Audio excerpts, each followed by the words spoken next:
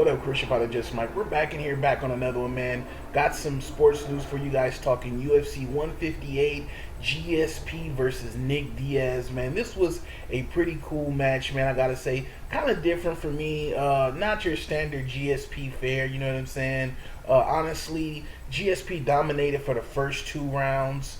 And I gotta say that he put on a very good show. Now, I do have to say that GSP put on a very good show, dominating from the first to the second, basically the whole 5 rounds. But I do have to say, I have to give credit to Nick Diaz, man. This guy has excellent cardio. Just put on a really good defensive show through the whole the whole 5 rounds, and just showed that he was a consummate professional. Now, of course, GSP pulls out the victory, man, gets the victory in the 5th round, unanimous decision. Of course, man, GSP is going to do that. But the thing that I sort of liked about this match is that even though Diaz was getting dominated for most of, or almost all of the match, he actually showed a really good defensive effort. I mean, GSP really didn't hurt him that much. GSP usually is like bloodied and bruised and all that stuff. And he really wasn't in the first couple of rounds, but then every hit that Diaz did get on GSP left a mark, you know what I mean? And he didn't hit him that many times, man, but the hits that he did have an impact. Honestly, there were some I guess you could say points of brilliance for Diaz in the third and the later rounds, because he got a few Kimuras in and almost got him locked in, but GSP, being a consummate professional, got out of him. GSP basically taking this guy to the mat for the most part. I don't think GSP back ever touched the mat as well, man. This guy, I don't think he ever touched the ground. His back ever touched the ground. But this was just a really good fight, man. The little funny parts, in the later rounds, you had Diaz basically doing like a Anderson Silva, sticking his chin out there, dropping his guard, daring GSP to hit him. And to be honest, it didn't seem like the punches GSP were throwing in the later rounds really had any effect.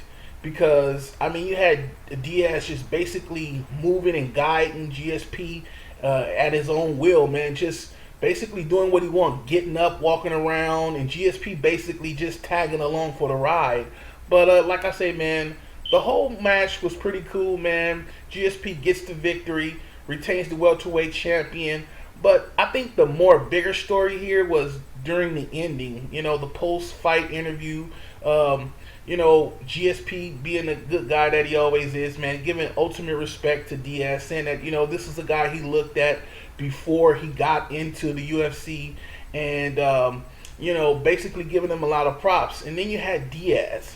Now, Diaz basically was just left it all on the table, basically was really real and said, you know what, man, I'm tired. My body has taken a beating. I'm tired of going through this, and I think it's time for me to end it. And basically he was stating on live TV that he was walking away from the UFC. And Joe Rogan was trying to say like, yo, man, you really want to say it like that, but yeah, man, he put it in plain layman's terms, man. Like, look, I'm tired of fighting, and I'm tired of the hits, and my body is taking a toll, and I think I'm going to step away. And he said, I try to do as best as I can, and I think that, this is kind of a cool way to go out. He really, like I say, man, he lost, but he really didn't get beat. Like, GSP didn't really just whoop him. You know what I'm saying? He really showed a really good defensive effort and a really great cardio. So I think that, this guy can still fight. I think he can still go. But once a fighter says, enough is enough, my body has taken a toll, it is what it is. You know what I'm saying? But like I say, man, GSP gets the victory. He moves on. Of course, Diaz hanging up his boots and gloves, man. That's what it is, man. I want to know what you guys thought about the match. What do you want to see next for GSP? Who do you want to see him fight? Me personally, I would like to see him fight Renan Barao. I think Renan is more like a Anderson Silva, like a young Anderson Silva type, and I would like to see both of them go at it, man. You know what I mean? But that's just me. I want to know what you guys think. Who do you guys want to see fight next?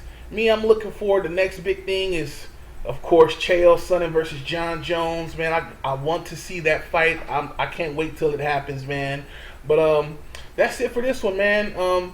Make sure to like the video. Make sure you check the links, full links to the full highlights below. And make sure you subscribe to the channel by hitting the annotation down below. Make sure you add me on Twitter at JustMike77. And that's it for this one, man. UFC 158 in the books. I can't wait for UFC 159.